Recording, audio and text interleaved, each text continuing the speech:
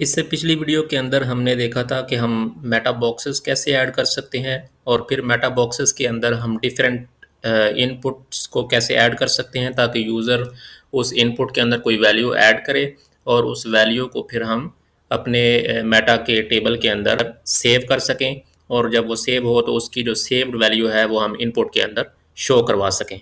तो पिछली वीडियो के अंदर हमने एक इनपुट देखी थी, इनपुट ऐड की थी जिसकी टाइप हमने टेक्स्ट रखी थी ताकि कोई यूज़र उसके अंदर कोई टेक्स्ट वैल्यू ऐड कर सके। तो आज की इस वीडियो के अंदर हम कुछ और इनपुट टाइप्स को देखेंगे कि हम उनको किस तरह से ऐड कर सकते हैं, जैसे कि कोई ड्रॉप डाउन है या कोई चेक बॉक्स है या रेडियो बटन्स हैं। तो हम इन डिफरेंट इनपुट टाइप्स को मेटा बॉक्सेस के अंदर किस तरह से ऐड कर सकते हैं और उनकी वैल्यूज़ को हम किस तरह से सेव और रिट्रीव कर सकते हैं। तो अगर हम डॉक्यूमेंटेशन की एग्जांपल को देखें मेटा बॉक्सेस वाली, तो इसने इसके अंदर एक ड्रॉप डाउन ऐड किया है। तो हम इसी को कॉपी कर लेते हैं, कंट्रोल सी, और जहाँ पे हमने अपनी इनपुट ऐड की थी उसके नीचे हम एक और इनपुट ऐड कर देते हैं जो कि ये ड्रॉप डाउन है। तो इस ड्रॉप डाउन का लेबल हम ऐड कर देते हैं, let's say the book is available in, और इसकी पॉसिबल जो वैल्यूज़ हैं वो हम लेट्स से इसकी डिफ़ॉल्ट वैल्यू रख देते हैं सेलेक्ट ऑप्शन, और इसकी हम एक ऑप्शन डिफ़ाइन करते हैं पीडीएफ, और दूसरी हम इसमें ऐड कर देते हैं वर्ड डॉक्यूमेंट। और अब ये जो पीडीएफ वैल्यू है, पीडीएफ की जो ऑप्शन है, इसकी वैल्यू भी हम पीडीएफ ही रखेंगे जो कि डेटाबेस के अंदर सेव होगी। और वर्ड डॉक्यूमेंट के लिए हम इसकी वैल्यू कर देते हैं वर्ड डॉक, ठीक है। और अगर वो कोई ऑप्शन सेलेक्ट नहीं करता तो उसकी वैल्यू जो है वो एम्प्टी आ जाएगी। फिर हम एक और ऑप्शन इसके अंदर ऐड करते हैं कि अगर लेट्स से बुक के दोनों बुक जो है वो दोनों फॉर्मेट्स के अंदर अवेलेबल है तो उस केस में हम इसको दे देंगे बोथ, ठीक है। और इसकी जो वैल्यू है वो भी हम कर देते हैं बोथ। और उसके बाद इसने कोई एक्स्ट्रा क्लास भी ऐड की हुई है, इसको हम फिलहाल रिमूव कर देते हैं। और इसकी जो नेम है तो नेम को हम एडजस्ट करते हैं अपने हिसाब से, और इसका हम फॉर एट्रीब्यूट के अंदर भी वही चीज़ ऐड करते हैं जो उसका नेम होता है। तो इसको हम लेट्स से नेम देते हैं plugin prefix book underscore type, ठीक है। और यही चीज़ हम रिपीट कर देंगे नेम फील्ड के अंदर भी और आईडी एट्रीब्यूट के अंदर भी, नेम एट्रीब्यूट के अंदर भी और आईडी एट्रीब्यूट के अंदर भी हमने ये सेम वैल्यू ऐड कर दी। अब इसको अगर हम अभी फ़िलहाल सेव करें और डैशबोर्ड के अंदर देखें, तो अभी लेट्स से हम किसी बुक को एडिट करते हैं। तो यहाँ पे अगर हम देखें तो ये हमारी वो इनपुट थी जो कि जिसके अंदर हम बुक ऑथर नेम यूज़र से गेट कर रहे थे, और फिर नेक्स्ट है हमारे पास the book is available in, और फिर आगे हमारे पास मुख्तलिफ ऑप्शन हैं। तो अभी ये दोनों सेम लाइन के अंदर आ रहे हैं। अगर आप इनको नेक्स्ट लाइन के अंदर मूव करना चाहते हैं तो हम यहाँ पे एक ब्रेक टैग भी ऐड कर सकते हैं, PR टैग। और अब अगर हम इसको सेव करें तो अब आप देख सकते हैं कि हमारे पास ये ड्रॉप डाउन जो है ये नेक्स्ट लाइन पे है। एक और लाइन ब्रेक लाइन अगर हम ऐड कर दें ताकि इसके अंदर कुछ एक्स्ट्रा स्पेस आ जाए इन दोनों के दरमियान, तो अब आप देखें ये प्रॉपरली शो हो रहे हैं। तो अब यहाँ से यूज़र जो है वो बुक का फॉर्मेट जो है वो सिलेक्ट कर सकता है। अभी इसको हमने सेव भी करवाना है और फिर उसकी वैल्यूज़ को गेट भी करना है। तो सेव करवाने के लिए ये हमारा नेम है जिसको हम यूज़ करेंगे, और जहाँ पे हम एग्जिस्टिंग इनपुट की वैल्यू को सेव करवा रहे थे, जो सेव की हुक हमने यूज़ की थी पिछली वीडियो के अंदर, तो इसी के अंदर हम इसको कंटिन्यू करेंगे। और इसके अंदर पहले हम इनपुट जो बुक ऑथर है उसको सेव करवा रहे थे, और अब हम इसी कोड को कॉपी करेंगे और इसको मॉडिफाई करके तो अपनी जो ड्रॉप डाउन की वैल्यू है उसको भी सेव करवाएंगे। तो यहाँ पे जस्ट हमने इस वैल्यू को चेंज करना है। तो हमारी जो ड्रॉप डाउन है इसकी वैल्यू है बुक टाइप, एग्जैक्टली जो हम यूज़ करते हैं वो नेम एट्रीब्यूट यूज़ करते हैं, और इसकी वैल्यू है book plugin prefix underscore book underscore type. तो सबसे पहले हम क्या करेंगे कि डॉलर अंडरस्कोर पोस्ट के वेरिएबल के अंदर इस इनपुट की वैल्यू को चेक कर लेंगे कि ये अगर इसके अंदर अवेलेबल है या नहीं, इस तरह हमने पिछले केस में किया था। और फिर उसके बाद हम इसकी जो की है वो भी चेंज करेंगे।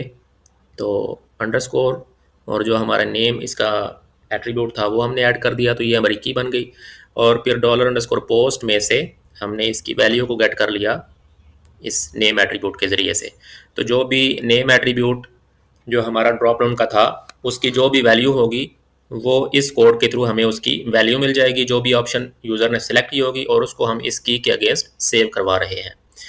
तो अब ये सेव हो चुकी है। अब हम इसको गेट भी करेंगे और जो ऑप्शन यूज़र ने सेलेक्ट की थी वो हम उसकी डिफ़ॉल्ट वैल्यू ऐड कर देंगे। तो ये कोड जो हमने बुक ऑथर के लिए किया था इसी को हम कॉपी कर लेते हैं और इसको मॉडिफाई कर लेते हैं ड्रॉप डाउन के हिसाब से। तो करंट बुक ऑथर की बजाय यहाँ पे आ जाएगा करंट बुक टाइप, जो कि यूज़र ने सेलेक्ट की है, और बाकी post ID as it is. और इसकी हमारी की जो थी, की हमने क्या डिफ़ाइन की थी सेव करते वक्त, वो ये वाली थी, underscore plugin prefix underscore book underscore type. तो ये हम इसको की पास कर देंगे और ट्रू ही रहेगा ये, इसको यूनिक हमने रखना है। तो यहाँ तक तो हमें इसकी वैल्यू मिल जाएगी। अब अगर हम इस वैल्यू को यहाँ पे एको करवा के देखें कि ये किस फॉर्म में हमें मिल रही है, करंट बुक टाइप, और इसको अगर हम सेव करें और अपने पोस्ट को कोई वैल्यू असाइन करते हैं, let's say the book is available in word document, और अब अगर हम इसको सेव करें अपडेट, तो अभी अगर हम स्क्रॉल डाउन करें तो आप देखें यहाँ पे हमें इसकी वैल्यू जो है वो करेक्ट मिल रही है जो कि हमने सेलेक्ट की थी। अब हमने इस वैल्यू को यूज़ करते हुए ये जो ड्रॉप डाउन है इसकी डिफ़ॉल्ट वैल्यू हमने ये वाली सेट करनी है, ताकि जो यूज़र ने सेलेक्ट की है वर्ड डॉक्यूमेंट वो ही यहाँ पे बाय डिफ़ॉल्ट सिलेक्टेड आए। तो वो हम किस तरह से कर सकते हैं? तो इसके लिए हमारे पास दो ऑप्शंस अवेलेबल है। फॉर एग्ज़ाम्पल हम ये कर सकते हैं कि ये जो ऑप्शंस की फील्ड्स हैं इनके अंदर हम क्या करेंगे कि सबसे पहले एक इफ़ एल्स लगाएंगे पीएचपी के अंदर। पीएचपी ब्लॉक ऐड कर लेते हैं ताकि हम इसके अंदर इफ़ स्टेटमेंट लगा सकते हैं। इफ़ जो हमारी करंट वैल्यू है जो कि इस वेरिएबल के अंदर स्टोर्ड है, इसको हम इस पे चेक लगाएंगे। If dollar current underscore book underscore type is equals brackets के अंदर हम यहाँ पे एको करवा देंगे, एको सिलेक्टेड इक्वल्स टू सिलेक्टेड, और फिर एंड पे सेमीकोलन। और इसी इफ़ स्टेटमेंट को हम पीएचपी ब्लॉक के साथ कॉपी कर लेते हैं और हर ऑप्शन के अंदर हम इसको ऐड कर देंगे।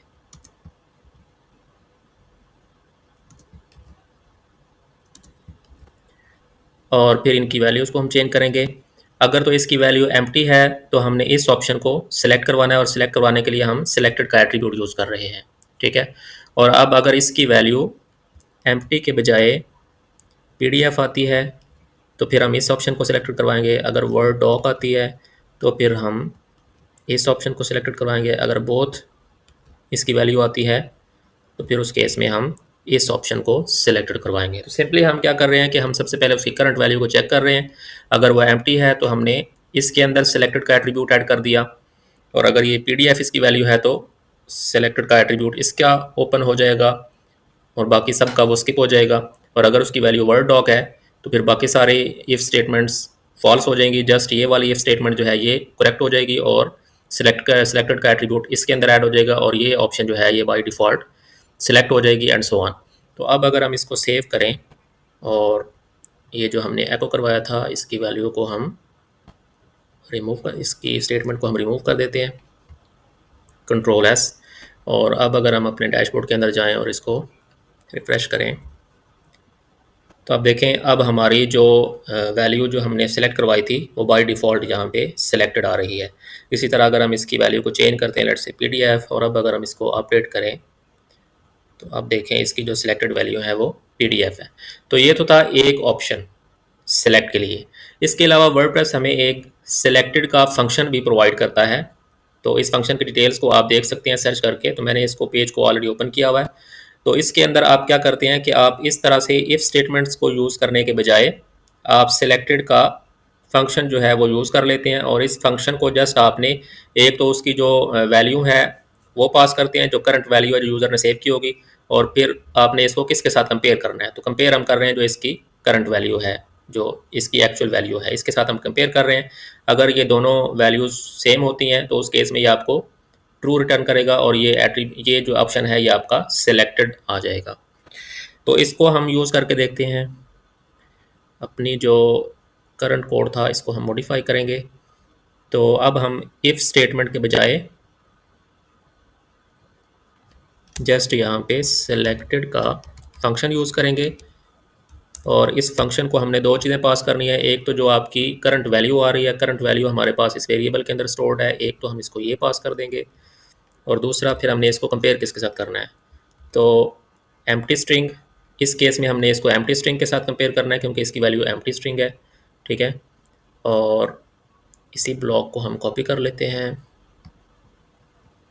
बल्कि जस्ट इसी फंक्शन को कॉपी कर लेते हैं, और सारी इफ स्टेटमेंट्स को हम इसके साथ रिप्लेस कर देते हैं।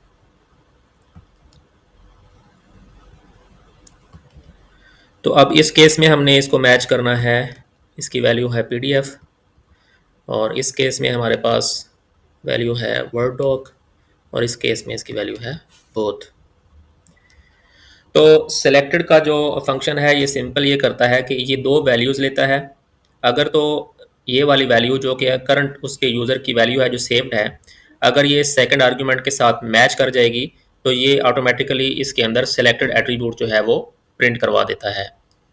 और अब अगर हम इसको सेव करें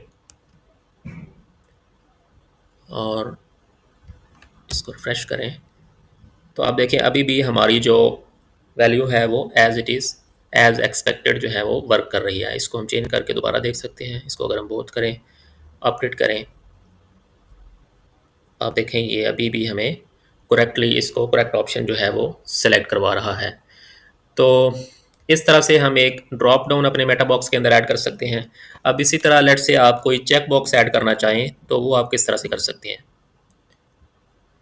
तो उसके लिए भी सबसे पहले हम एक लेबल डिफाइन कर लेते हैं, बल्कि उससे पहले हम पी आर टैग्स ऐड कर लेते हैं 2 दफ़ा। फिर उसके बाद हम लेबल ऐड करेंगे, और यहाँ पे हम लेट्स से इसको क्या देते हैं, और इसका जो फॉर का एट्रीब्यूट है वो हम लेट्स से इसको कर देते हैं बुक डाउनलोडेबल, और उसके बाद हम इनपुट ऐड करेंगे, इनपुट, और क्लोज कर दिया। अब इसकी टाइप हम रखेंगे type is equals to check box. ठीक है, और इसको भी हम उसी तरह नेम और आईडी एट्रीब्यूट्स देंगे। Name is equals to this, ID is equals to this, और इसका जो हमने नेम रखा है वही हम इसका नेम एट्रीब्यूट में ऐड कर देंगे, और आईडी एट्रीब्यूट के अंदर भी वही ऐड कर देंगे। तो अभी अगर हम इसको देखें कि जो चेक बॉक्स है वो किस तरह से डिस्प्ले हो रहा है, कंट्रोल एस,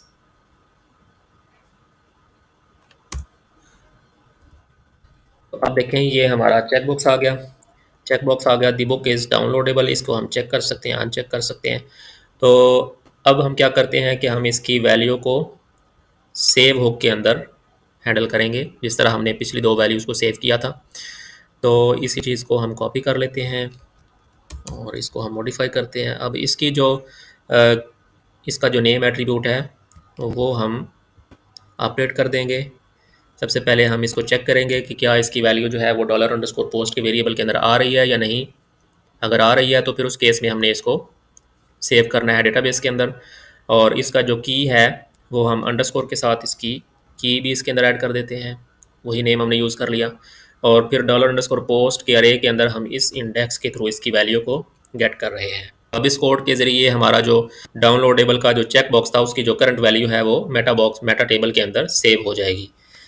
अब हम क्या करते हैं कि हम इसकी वैल्यू को गेट कर लेते हैं और इसकी जिस फॉर्म में ये सेव हो रही है उसको प्रिंट आउट करवा लेते हैं। तो सबसे पहले हम इसको गेट करेंगे, और इसके वेरिएबल के नेम को भी हम चेंज कर लेते हैं, और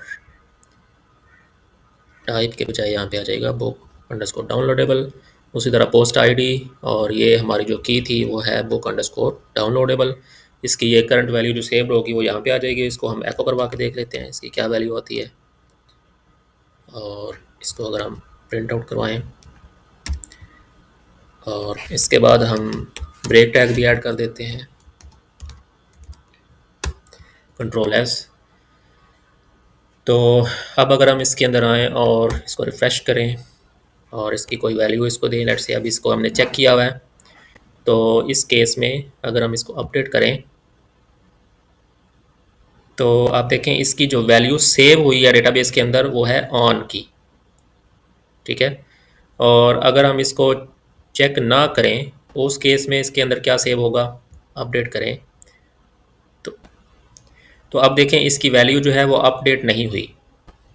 इसकी वैल्यू जो डेटाबेस के अंदर सेव होती है वो तभी होती है अगर आपने इसको चेक किया होगा। तो हम सेव हुक के अंदर अगर हम इसको प्रिंट करवा के देखें कि इसकी वैल्यू किस फॉर्म में हमें मिल रही है, तो ये सेव की हुक है। इसके अंदर अगर हम डॉलर अंडरस्कोर पोस्ट के मेथड को वॉर डंप करवा के देखें कि इसकी वैल्यू हमें किस तरह से मिल रही है, डॉलर अंडरस्कोर पोस्ट, और इसको यहाँ पे हम डाई करवा देते हैं ताकि बाकी कोई चीज़ हमें शो ना हो, जस्ट इसकी जो जो चीज़ें हमें इस वेरिएबल के अंदर मिल रही हैं वो हम जस्ट यहाँ पे वॉर डंप करवा रहे हैं।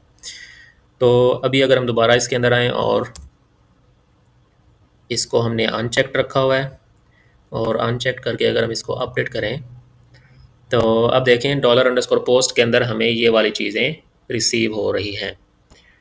तो इसके अंदर अगर हम अपने कस्टम मेटा बॉक्सेस को देखें, यहाँ पे देखें बुक अंडरस्कोर ऑथर के अंदर हमारे पास नेम आ रहा है, बुक टाइप हमें मिल रही है बोथ की, और जो जो हमारा चेक बॉक्स की जो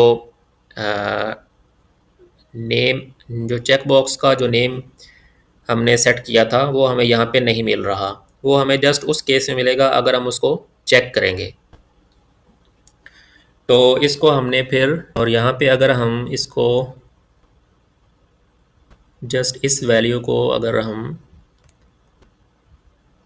वॉर डंप करवाएं और फिर हमने टाई करवा दिया, तो अब अगर हम इसको रिफ़्रेश करें बैक जाके, तो अब देखिए अगर हमने इसको अनचेक रखा हुआ है और इसको हम अपडेट करते हैं तो हमें यहाँ पे नल मिल रहा है, ठीक है। मीन्स कि कोई चीज़ डॉलर अंडरस्कोर पोस्ट के अंदर इस चेक बॉक्स की हमें रिसीव नहीं हुई। लेकिन अगर हम इसको चेक करें और फिर अगर हम इसको अपडेट करें तो अब हमें यहाँ पे एक स्ट्रिंग मिल रही है ऑन के नाम से, ठीक है। तो हम क्या कर सकते हैं कि जब सेव के अंदर हम एक वेरिएबल बना लेते हैं और इसकी वैल्यू को हम सेव करने के लिए, सेव करने से पहले हम क्या करेंगे कि यहाँ पे एक वेरिएबल डिक्लेयर कर लेंगे, dollar current check box value, और इसके अंदर हम बल्कि यहाँ पे हम टर्नरी ऑपरेटर यूज़ कर लेते हैं। तो उसके लिए हम जस्ट ब्रैकेट्स लगाते हैं, और ये एक तरह से इफ एल्स ही है, और इसके अंदर हम ये वाला वेरिएबल पास कर रहे हैं इसकी करंट वैल्यू। अब इसकी अगर वैल्यू नल होगी तो ये आपको फॉल्स रिटर्न करेगा, और अगर इसकी वैल्यू कोई उसके अलावा आती है तो उस केस में ये हमें ट्रू रिटर्न करेगा, और इसकी वैल्यू यहाँ पे हमें मिल जाएगी कोई ना कोई। तो हम क्या कह रहे हैं कि अगर इसकी वैल्यू डिफाइंड हो तो उस केस में आपने इसको एज इट इज़ इसको असाइन कर देना है, जो भी इसकी वैल्यू आती है जो कि हमें मिलेगी ऑन स्ट्रिंग, और बल्कि यहाँ पे आता है क्वेश्चन मार्क, और ये आ जाएगी जो वैल्यू उसके अंदर सेव होगी, और एल्स की फॉर्म में हम इसको क्या सेव करवाएंगे, ऑफ, ठीक है।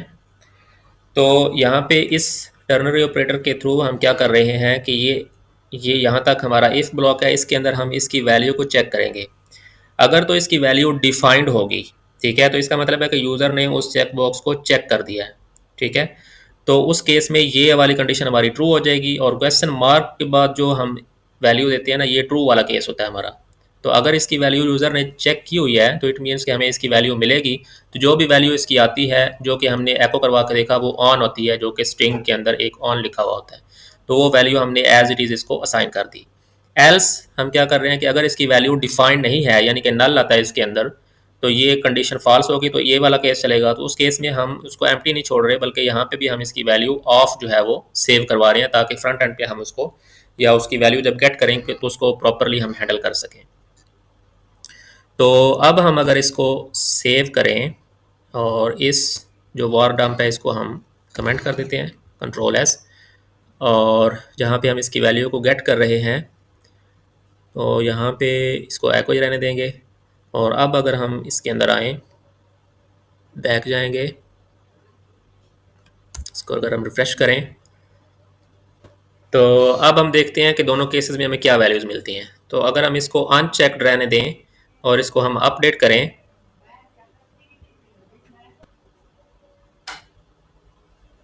यहाँ पे लेट्स से हम इसको चेक करते हैं कि इसके अंदर हमारी क्या वैल्यू सेव हुई है। एको ओके, तो यहाँ पे हमने एक मिस्टेक कर दी कि हमने यहाँ पे इसकी वैल्यू को फिर अपडेट नहीं किया। हमें यहाँ पे भी फिर इस वैल्यू को यूज़ करना है जिसके अंदर हम इसकी वैल्यू को सेव कर रहे हैं।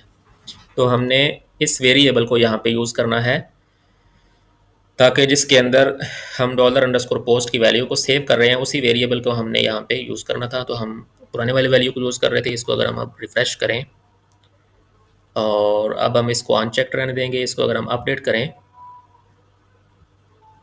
तो वो अभी भी नहीं हुआ।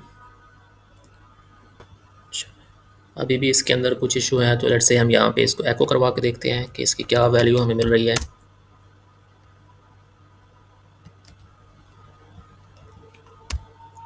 उसके बाद हम डाई कर देते हैं इसको, कंट्रोल एस।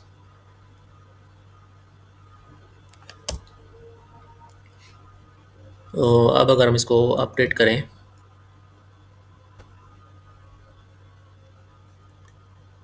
ओके, तो यहाँ पे हमें प्रॉब्लम ये आ रही है कि हम ये वाली जो चीज़ें यूज़ कर रहे हैं इस इफ़ स्टेटमेंट के अंदर यूज़ कर रहे हैं। तो इफ़ स्टेटमेंट के अंदर तो हमें इस डॉलर पोस्ट के वेरिएबल के अंदर तो ये चीज़ मिलेगी ही नहीं, तो ये वाली इफ़ स्टेटमेंट जो है वो चलेगी ही नहीं।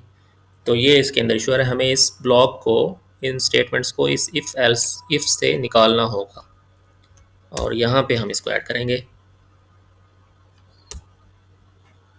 और यहाँ पे अब हम क्या कर सकते हैं कि अब हम इस इफ़ स्टेटमेंट को भी यूज़ नहीं करेंगे और इसको हम निकाल लेंगे इस इफ़ ब्लॉक से, ताकि हम दोनों केसेस के अंदर इसको सेव कर सकें इसकी वैल्यू को। तो अब हम क्या कर रहे हैं कि सबसे पहले डॉलर अंडरस्कोर पोस्ट की वैल्यू को हम गेट कर रहे हैं, ठीक है। और अगर उसकी वैल्यू डिफाइंड है, नल नहीं है, तो उस केस में हम इसको वही वैल्यू दे रहे हैं जो कि ऑन की थी। ऑन हमें रिसीव होता है वो हम इसको असाइन कर रहे हैं, और एल्स के केस में हम इसको ऑफ असाइन कर रहे हैं। और उसको हमने एको करवा लिया और जो वैल्यू हमने सेव की है इस वेरिएबल के अंदर उसको हमने डेटाबेस के अंदर सेव कर दिया है। और अब हम इस इफ स्टेटमेंट को भी रिमूव कर देते हैं। अब अगर हम इसको सेव करें, कंट्रोल एस, और अभी अनचेक्ड है, इसको अगर हम अपडेट करें, अब देखें हमें ऑफ मिल गया है, मीन्स कि अब हमारे जो चेक बॉक्स है वो चेक नहीं है। तो अब हम इस एको स्टेटमेंट को रिमूव कर देते हैं जो हमने चेक करने के लिए लगाया था। अब जो भी इसकी वैल्यू आएगी, अगर तो चेक बॉक्स जो है वो चेकड होगा तो हमारे पास जो वैल्यू सेव होगी मेटा बॉक्स के टेबल के अंदर, मेटा टेबल के अंदर, वो होगी ऑन। और अगर वो चेक नहीं होगा तो उस केस में सेव होगी ऑफ, ठीक है। तो यही चेक हम फिर फ्रंट एंड पे लगा लेंगे और चेक करने के लिए कि क्या इसकी जो करंट वैल्यू है वो चेकड है या अनचेक्ड है। तो इसकी जो करंट वैल्यू है इसको हम चेकड या अनचेक करने के लिए हमारे पास एक एट्रीब्यूट होता है। जिस तरह हमारे पास सेलेक्टेड होता है ड्रॉप डाउन के लिए, इसी तरह चेकड के लिए भी हमारे पास एक एट्रीब्यूट होता है। तो वो हम पहले इफ़ एल्स लगाएंगे, यहाँ पे PHP ब्लॉक हम ऐड कर लेते हैं, इसके अंदर हम इफ़ लगाएंगे और इसकी जो करंट वैल्यू है वो हमें मिल रही है इसके इस वेरिएबल के अंदर। और यहाँ पे हम इफ़ ब्लॉक के अंदर लिखेंगे इफ़ अगर इसकी वैल्यू जो है वो इक्वल इक्वल आए ऑन के, तो उस केस में आपने क्या करना है, echo checked is equals to check, और फिर उसके बाद हम यहाँ पे सेमीकोलन ऐड करेंगे। और अब अगर हम इसको सेव करें कंट्रोल एस, इसको हम चेक करते हैं, बैक जाएंगे, रिफ्रेश, और अब ये देखें जो कि वैल्यू सेव्ड थी इसके अंदर वो ऑन थी, तो इसने इसको ऑटोमेटिकली चेक कर दिया है। अगर हम इसको अनचेक करें और इसको अपडेट करें, तो अब चूँकि वैल्यू जो हमारे पास सेव्ड हुई है वो ऑफ है, तो इसने इसको अनचेक कर दिया है। अब दोबारा अगर हम इसको चेक करें और अपडेट करें, तो अब देखें वैल्यू जो हमारे पास सेव्ड है वो ऑन है, और इसने ऑटोमेटिकली इसको चेक कर दिया है। तो इस तरह से ये चेक बॉक्सेस को हैंडल करना थोड़ा सा ट्रिकी है, तो इसलिए इसको हमने इस वीडियो के अंदर कवर कर लिया ताकि हम इसको इजीली हैंडल कर सकें। इसी तरह जो आपके रेडियो बटन्स हैं उनको भी आप इसी तरह से चेक बॉक्स की तरह ऑन या ऑफ या ट्रू और फॉल्स की बेस पे आप उसको, उसकी जो करंट वैल्यू है उसको हैंडल कर सकते हैं। और अब इसको जो हमने चेक करने के लिए एको करवाया था इसको हम रिमूव कर देते हैं, कंट्रोल एस।